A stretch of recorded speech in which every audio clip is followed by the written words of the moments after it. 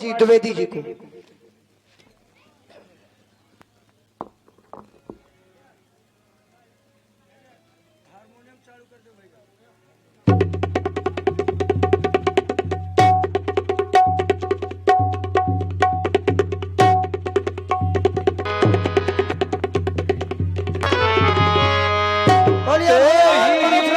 जी की जय हो। तेहि अवसर सुनी शिव धन भंगा आयो भृगुकुल कमल पतंग।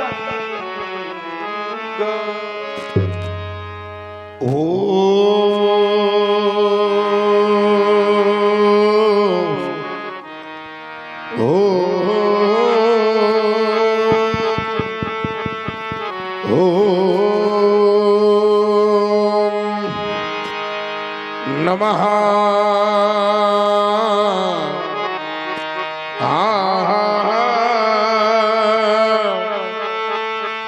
शिवाय। सौराष्ट्र देशे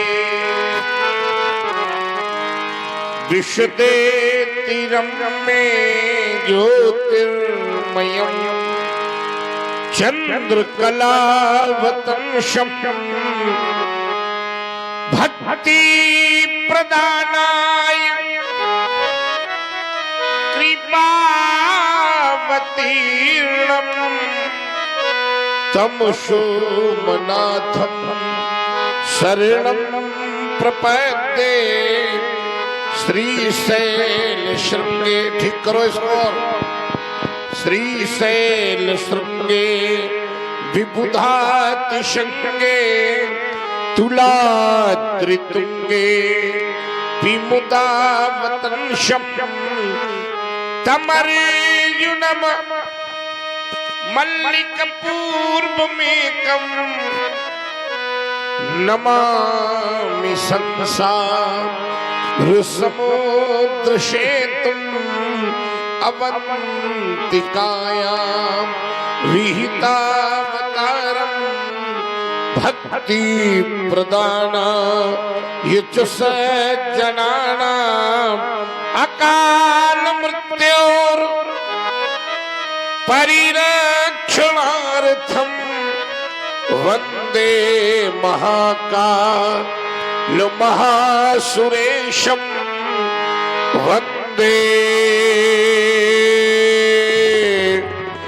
महाकाल। और हिमगिरी के उत्तुंग शृंग पर फैली हो हिममालाएं और आसनासीन पद्मासन पर जहां फैली बहुफटी कुशिलाएं पिंगल वर्ण जटाओं से आच्छादित जहाँ सुरशरी धारा भाल बिंदु पर चमक रहा हो अर्ध कलाधर न्यारा भुम भुम करके भमक रही हो गल सर्पों की माला चंचला चमक सी चमक रहा हो कंठ हलाहल वाला तो दक्षिण कर में हो त्रिशूल फिर ढकवा करता हो डम डम डम नंदीशन मुख खडमुख बाए प्यारे बोले बस भम भम भम पार्वती पति है शिव शंकर हृदय मध्य आ जाओ भ्रमित हो रहा है मेरा मन सतमार्ग मुझे दिखलाओ। कितना पावन समय था, प्रातः काल का शीतल सुंदर सुखद समय अपनी ललित लताओं का लिंगन करता हुआ बह रहा था। हाँ हाँ भोलेनाथ, देखो ना, ये कलित कंठ कोकिला कलित कुंज में बैठकर कोमल कुसुम को जगाने के लिए प्रभाती गा रही थी कि किसी घोर घनघोर शब्द ने मुझे ब्रह्मांड से विचलित कर दिया। भोलेनाथ, ये भयानक शब्द कैसा, ये अचानक शब्द कैसा, क्या वह दिनाओं की पुकारें या नई युग की चिकारें, क्या किसी के चित्त का संताप उठा वज्र जैसा।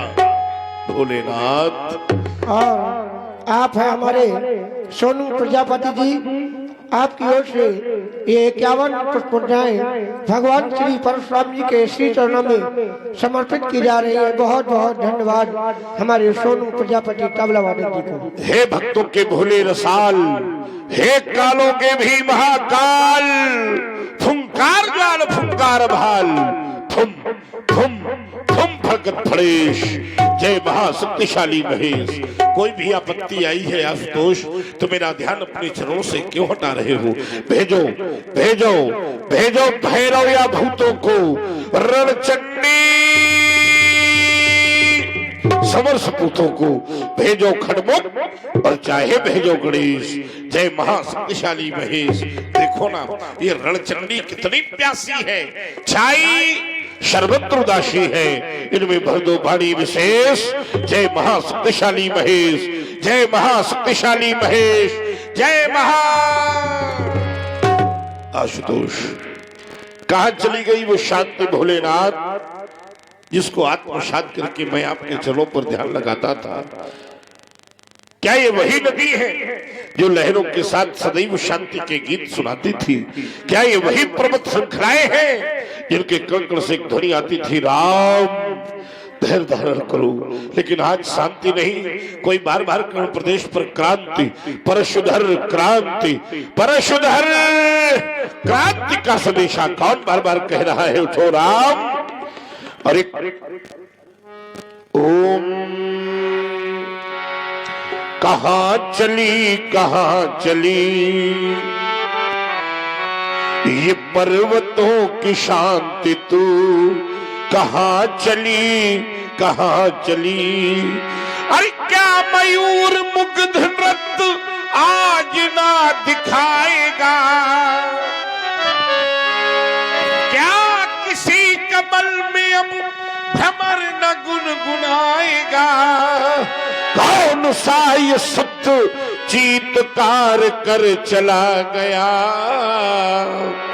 क्या प्रभात रात को न भैरवी सुनाएगा? क्या प्रभात रात को न भैरवी सुनाएगा? तो फूल बन खिली नहीं,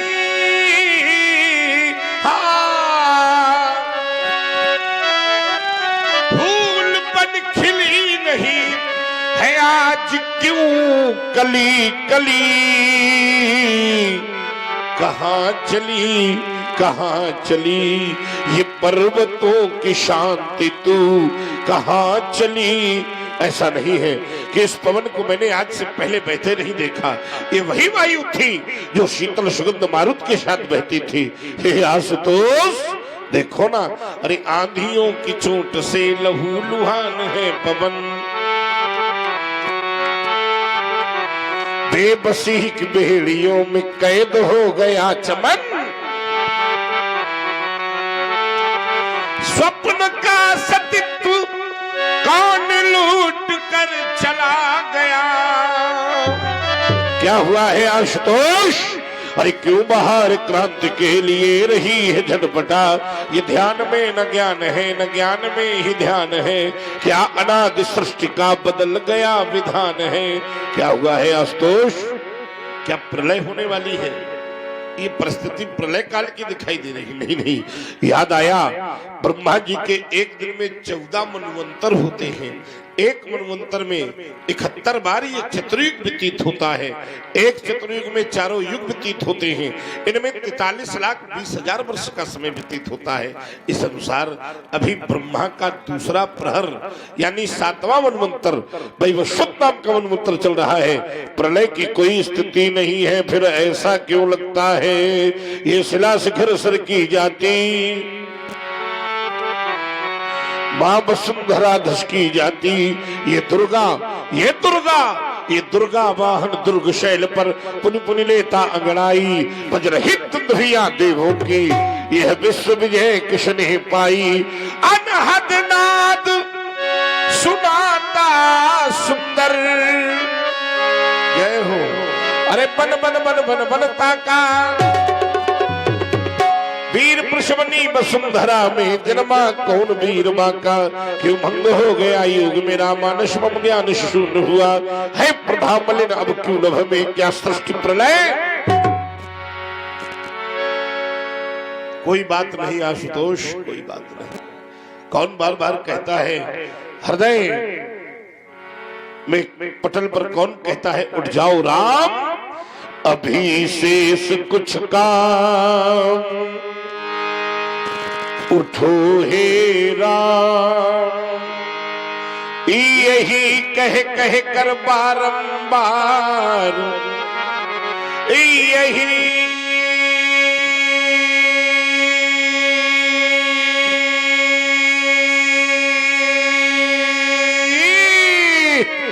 कह कर बारंबार मुझे इतिहास बुलाता है,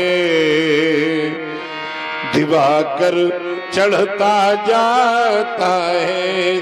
ध्यान है कल तक ये धरती, ध्यान है क्या कल तक ये धरती दिखाई पड़ती थी पड़ती, आज नंदन शाहर ये मन ये कैसा भीषण परिवर्तन। दुखों का पतझड़ हो मदमस्त, दुखों का पतझड़ हो मदमस्त, मुझे मधुमाश बुलाता है, दिवाकर चढ़ता जाता है। आ रहा हूं आपकी शरण पर क्या आशुतोष, याद कराइए आखिर क्या हुआ है। अगर प्रलय होने वाली नहीं है तो बताइए बताइए आशुतोष, क्या तक्ष जैसा दुराचारी फिर से कोई पैदा हो गया जिसने हाथ के विरोध पर ही कोई कार्य ठान लिया है। याद कराइए पिंगलाक्ष। विदित हो गया है दीगर कोई बात नहीं, अजगब तोरानी आई कहीं कोई बात नहीं। सावधान शीर ध्वज, आज मिथिला के खंड खंड भूखंड में परशु का नर्तन होगा। आज मृत्यु का वाहन होगा, मिथिला में रणचंडी बन करना चाहिए मृत्यु। सावधान सावधान, चैतन्यता से सावधान। हाँ शोक शोक, हाँ महाशोक। गुरुद्रोही कौन हुआ पैदा, भृगुवर से बढ़कर बलशाली, वसुधा में कौन हुआ पैदा। बीत गए लाखों अनेक युग, आया नहीं शूर सामने में। आ गया काल अब किसका है, ले लिया परशु मैंने कर में। आश्रम के देवी देवताओं, आश्रम की रक्षा करना, वन देवियों वन की रक्षा करना। आश्रम में जितने भी शैव भक्त हैं, अच्छा इस समय जो बच्चे हैं वो शैव ही बचे है ना, चूंकि रात भर की साधना को पार करने के बाद योगी ही बचते हैं, बाकी तो सब। उठाइए दोनों हाथ जितने शंकर जी के भक्त बैठे हों और इस आशा के साथ घोष करिए ताकि मिथिला वासियों को भी पता चले परशुधर का आगमन होने जा रहा है। बोलिए शंकर भगवान की जय हो। तेहि अवसर सुन शिव धन भंगा, आयो भृगुकुल कमल पतंगा। तेहि अवसर सुन शिव धन भंगा, आयो भृगुकुल कमल पतंगा। देखत भृगुपति बेश कराला, उठी सकल भय विकल भुआला। पितु समेत कही कही निज नामा लगे करन सब दंड प्रणाम।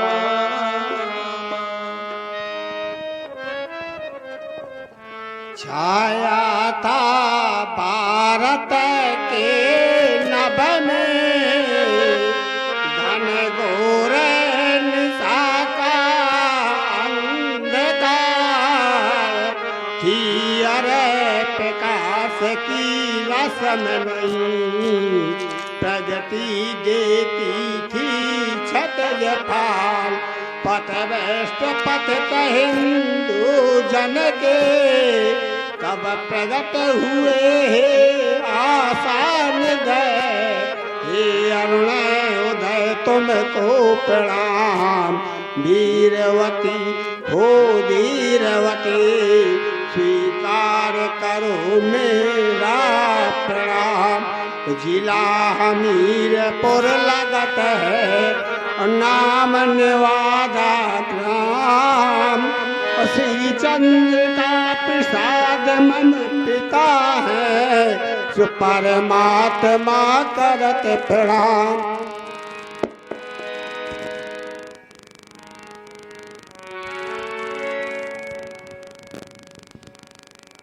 प्रणाम करना हमारे यहाँ की संस्कृति है। चंदन और वंदन ये व्यक्ति को नम्र और विनम्र बनाते हैं। मस्तक पर अगर चंदन लगा हो तो ये हमारी नम्रता का प्रतीक है, और चरित्र में अगर वंदन उतरा हो तो मित्र वास्तव में ये हमारी विनम्रता का प्रतीक है। दुर्भाग्य ये है कि वर्तमान में चंदन और वंदन दोनों विलुप्त होते जा रहे हैं। संसार का जीव चंदन लगाने पर अपने को शर्म की अनुभूति में महसूस होने लगता है, और वंदन करने पर क्या कर रहे हो भाई, ठीक करो इसको, क्या करें बताओ, हम क्या करें इसको ठीक करिए, ये आपकी व्यवस्था है, हमारी व्यवस्था थोड़ी है। माइक वाला है कहां, बुलाओ उसको, आप गलत बैठे हो ना फिर इधर, उसको बुलाओ जो व्यक्ति हो देखने वाला। वास्तव में हम सभी लोग बड़े भाग्यशाली हैं, ठीक है, हम लोग सब बड़े भाग्यशाली हैं। क्यों? क्योंकि हमें मानव शरीर की प्राप्ति हुई है। शास्त्र कहते हैं बड़े भाग्य मानुष तन पावा शुर दुर्लभ सदग्रंथन। भगवान की बहुत बड़ी कृपा रही होगी भला तब कहीं जाकर के हमको ये मानव शरीर मिला है। फिर शास्त्र ने कहा कबहू की कर करुणा नर देही तो ईश दे तो फल हेतु सनेही। अच्छा मानव शरीर हमको मिला, हम भाग्यशाली हैं, भगवान की कृपा पात्र हैं, लेकिन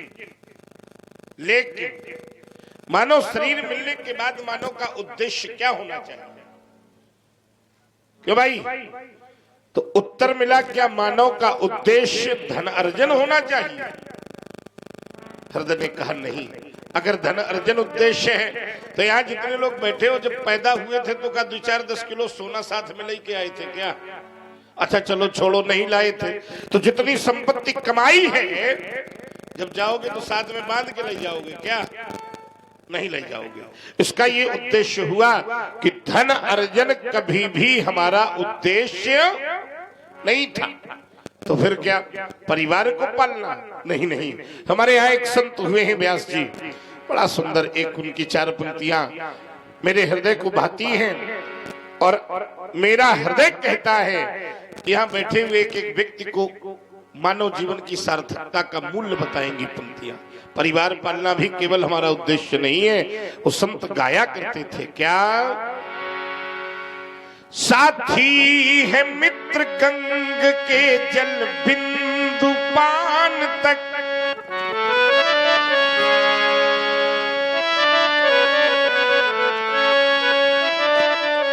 अर्धांगिनी बढ़ेगी केवल मकान तक।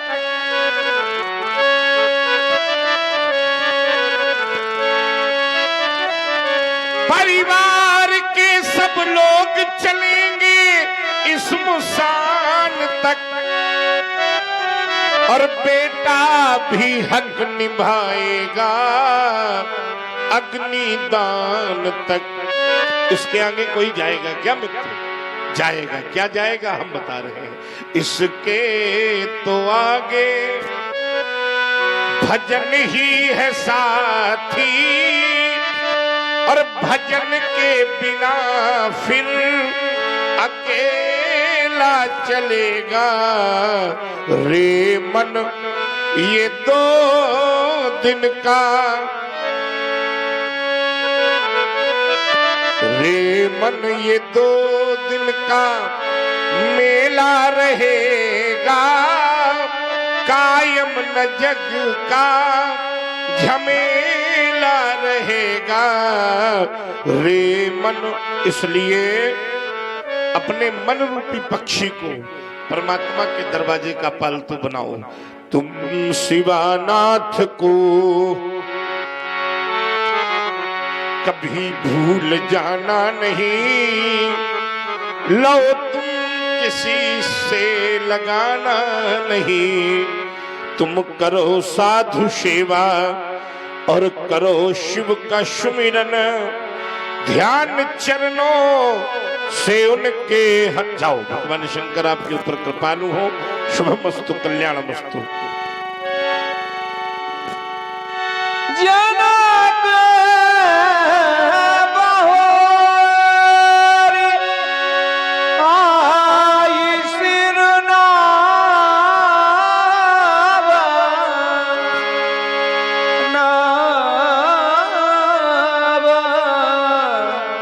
आई सिरनाव।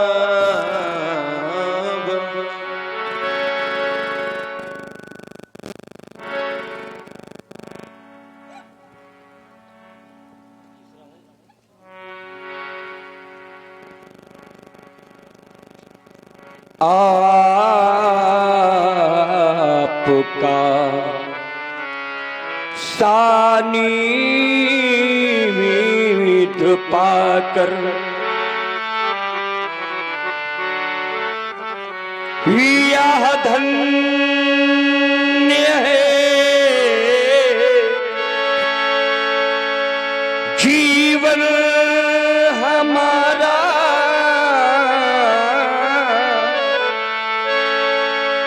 ओ दिगंबर के परम प्रिय मांगलिक वंदन तुम्हारा। भृगुदेव कुलम भानुम सहस्त्र बाहुर्मर्दनम रेणुका नैनानंदम परशुम वंदे विप्रधनम कोटिसूर प्रतीकासम विद्युत्पुंज समप्रभम तेजो राशि ददराथी जामदग्निम प्रतापवान नीलमेघ निभम प्रासुम जटा मंडल मंडितम धनु परशु पाणिंचा साक्षात कालमीमांतकम ततो महारोमा तस् स्वर्णोमा तत्पुत्रो हर्षरोमा हर्षरोमणस्य शिरध्वजः भवन्तं वंदनं करोति। शतत साहित्य साधक गंभीर तत्वान्वेषक भाषा भागीरथी के दिव्या बगाहक कविकुल कुमुद कलाधर कविता कानन केसरी काव्याकाश इस दिवाकर में अगर मैं सरस्वती का कृपा पात्र कहूं तो कोई अतिशयोक्ति नहीं होगी। जनक व्याकरण से बोध कराती है कि जो पालने वाला हो वो जनक।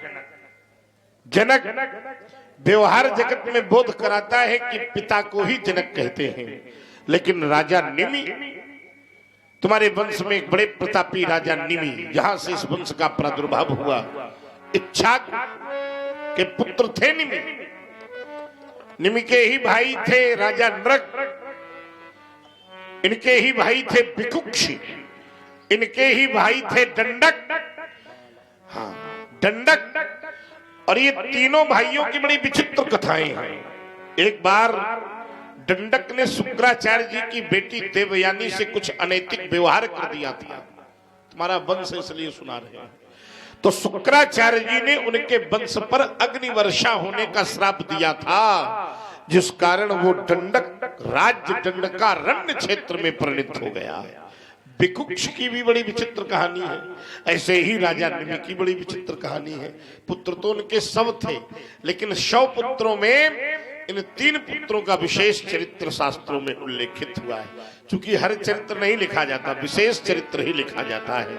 मैंने जाना है कि जो जन जन की जान को बचाने में जीवन का सर्वस्व लगा देगा उसका नाम जनक, जो वैराग्य की प्रतिमूर्ति बन जाएगा उसका नाम जनक, सत्य जिसके पीछे चलने के लिए विवश हो जाएगा उसका नाम जनक, और जो घर बैठे भगवान को बुलाने की सामर्थ्य रखता होगा उसका नाम जनक। तभी तो कहने के लिए बाध्य हो गया व्यास जी, जो गौरव गरिमा ज्ञान बढ़ावे है वही जनक, जो ऋषियों का सम्मान करावे है वही जनक। इतना ही नहीं, जो धरती से कन्या उपजावे। एक बात याद रखना मित्रों, पुरुष बली नहीं होत है, समय होत बलवान।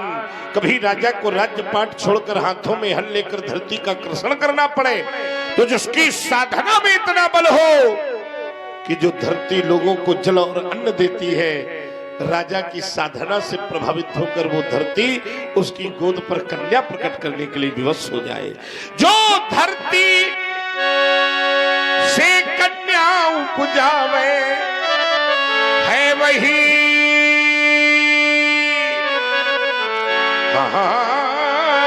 जनक, और जो घर बैठे भगवान बुलावे। अपनी परंपरा का अनुसरण करो, जाओ तुम्हारा मंगल हो।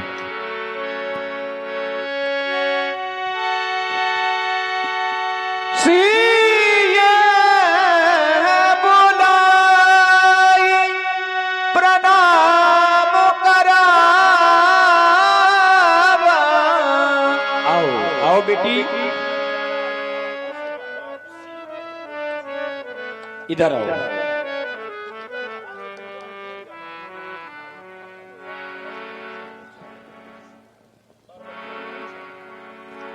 बेटी, ये हैं श्री भृगवंश विभूषण भार्गव पूज्य परशुराम जी हैं।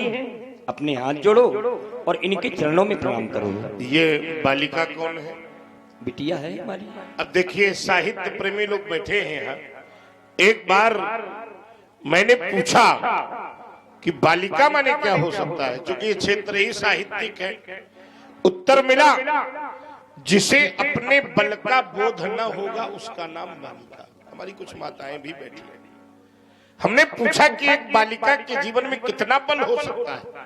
उत्तर मिला कि जो प्रकृति को भी शक्ति प्रदान करने की सामर्थ्य रखती हो उसका नाम बालिका। जो एक नहीं 2-2 कुलों को प्रेम का पाठ पढ़ाती हो उसका नाम बालिका। और यहाँ बहुत से पिता बैठे होंगे, ईमानदारी से उत्तर करना। कोई एक पिता इस समाज में ऐसा बैठा हो जो उठकर ये कह दे कि मैंने अपनी पुत्री के मुख से कभी ना शब्द सुना है। इसलिए कहता हूं कि जिसके शब्द कोश में ही ना शब्द ना हो उसका नाम बालिका। तभी तो कहने के लिए बाध्य हो गया व्यास जी, जो ज्ञान का वर्धन करावे उसे कहते बालिका। प्रकृति में भी शक्ति लावे। खर्ज से बजाओ। प्रकृति से भी शक्ति लावे उसे कहते बालिका। प्रेम की परिभाषा पढ़ावे उसे कहते बालिका। और प्रभु को धरा पर खींच लावे उसे कहते बालिका। राजा जनक, तुम्हारी राजा बेटी केवल तुम्हारी बेटी नहीं लग रही है। ऐसा क्यों लगता है जैसे मेरी अम्बा, बड़ा अम्बा, जगदम्बा माता गौरा ही अपना श्रृंगार करके खड़ी हो गई है। नहीं नहीं, ये मैया गौरा होती तो मुझे पुत्र परशुराम कह के हृदय से लगा लेती। तो फिर कौन? क्या मैया लक्ष्मी? क्या मैया अरुंधति? क्या मैया अनुसुईया? क्या मैया वीणा पाणी?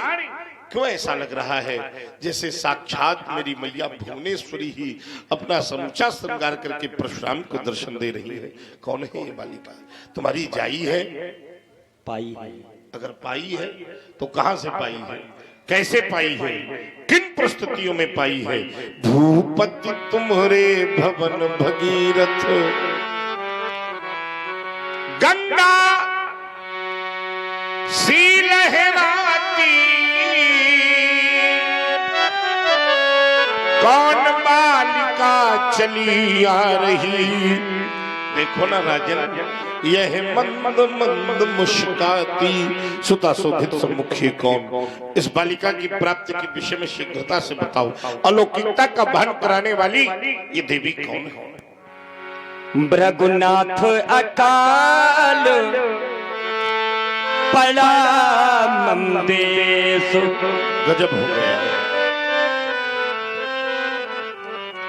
भृगुनाथ अकाल पड़ा मंदेश, और भई हती नभ मंडल बाणी, भई हती नभ मंडल बाणी, कर से हल कंचन को लेके, बैल नहीं जोते न परानी, तो सोई उपाय किया मैंने,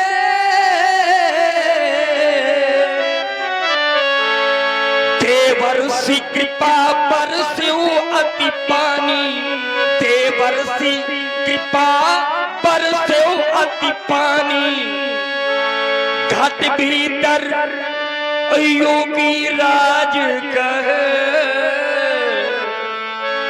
बेटी निकली, बेटी निकली, बेटी निकली, सीता गुण खानी। पुख यान्तु पुण्यान्विता यान्तु कुजे नमाम्याम, श्री माधवे मासी सीते हलाग्रता भोर्ज इत्वा जनकेन कर्षणे, सीता विरासीत व्रतमत्र कुर्यात। श्री माधवे मास बैसाख का महीना, शुक्ल पक्ष की नवमी तिथि, दिन मंगलवार, मध्य दिवस में, पुख नक्षत्र में, कुंभ लग्न में बेटी का प्रादुर्भाव हुआ। नाम सीता है। आशीष सब कुछ बताया, योग तुमने छोड़ दिया।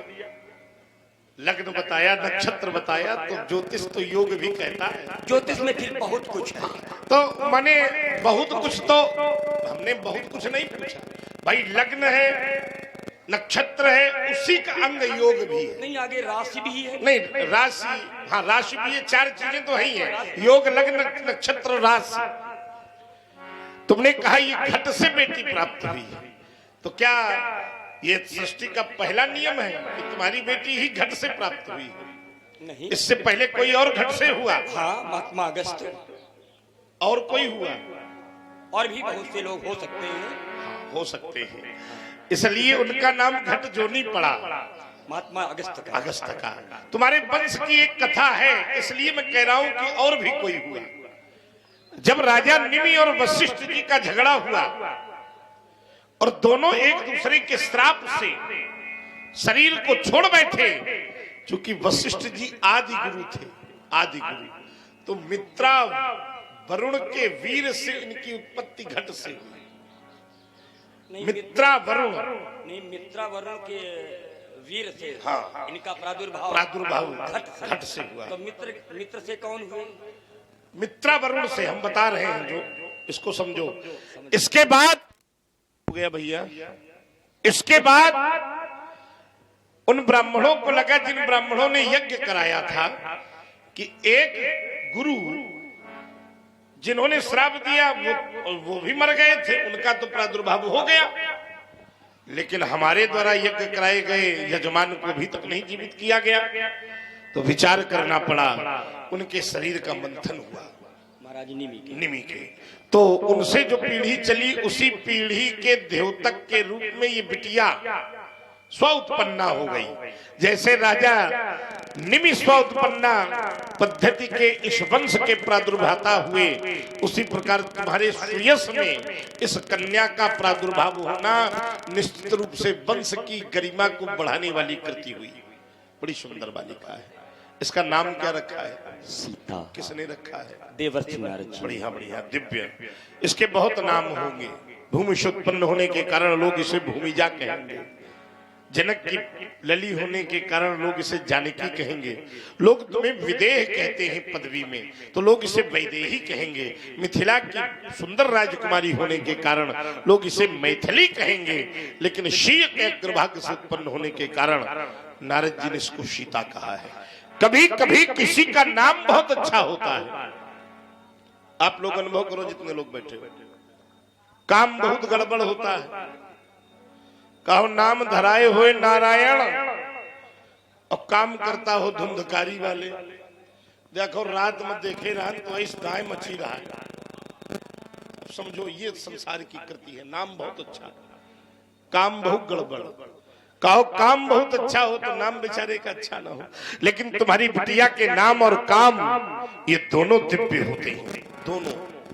क्योंकि सीता शब्द पर जब मैं विचार करता हूं, तो जो साहित्य का सृजन करेगी उसका नाम सीता, जो सौम्यता की परिपूर्ति बन जाएगी उसका नाम सीता, जो शिष्टता में अनुगमित रहेगी उसका नाम सीता, जो साहित्य के सृजन में ही जीवन को गला देगी उसका नाम सीता, जो शास्त्रों का चिंतन करेगी उसका नाम सीता, जो साधुओं की सेवा करेगी उसका नाम सीता, जो संतों के मध्य रहेगी उसका नाम सीता, जो शास्त्रों का चिंतन करेगी उसका नाम सीता, जो शस्त्रों की रक्षा करेगी उसका नाम सीता, और जो शत्रुओं का विनाश करा देगी उसका नाम सीता। आशीर्वाद है तुम्हारी बिटिया को, क्योंकि तुम्हारी बालिका भूमिजा है। ये भी घट जोनी है, घट से उत्पन्न हुई है, इसलिए ये आत्मा है धरती की। आत्मा हो तुम धरा की, परमात्मा तेरा पति हो, और जो भी आवे शरण तुम्हारी, तो मुक्ति ही अंतिम गति हो। लोग पूछेंगे क्या सचमुच सीता के चरणों की वंदना करने से हमको मुक्ति मिलेगी? हाँ मिलेगी, ये मेरा आशीर्वाद है। क्योंकि जो भी इसके चरणों के प्रेम करेगा उसकी मति निर्मल हो जाएगी, और जिसकी मति निर्मल हो जाती है तो फिर निर्मल मन जिन सो मोहि पावा, मोहि कपट छल छिद्र नाम। लेकिन याद रखना, ये गुण कब आएगा? जब पति पिता दोनों कुलों की। हमारी मैया बैठी है, आप लोग अनुभव करो, जीवन का इतना संघर्ष आप लोग पार करके यहाँ तक बैठी हो। इस बेटी का जीवन कितना संघर्षपूर्ण होता है। पिता के घर में जब ये बेटी पैदा होती है तो उसके कंधे पर पिता की कुल की मर्यादा, विवाहोपरांत वही बेटी पति की कुल की मर्यादा का निर्वहन करते हुए प्राणों का अंत कर देती है। तुमसे भी वही कहना है रानी, पति पिता दोनों कुलों की लाज को निर्बाध रखना, स्वार्थ तज परमार्थ बेटी तुम सदा नित रोज भजना। बस इसी से इस जगत में तुम सदा पूजित रहोगी, और है यही आशीष मेरा कि तुम सदा फूलो फलोगी।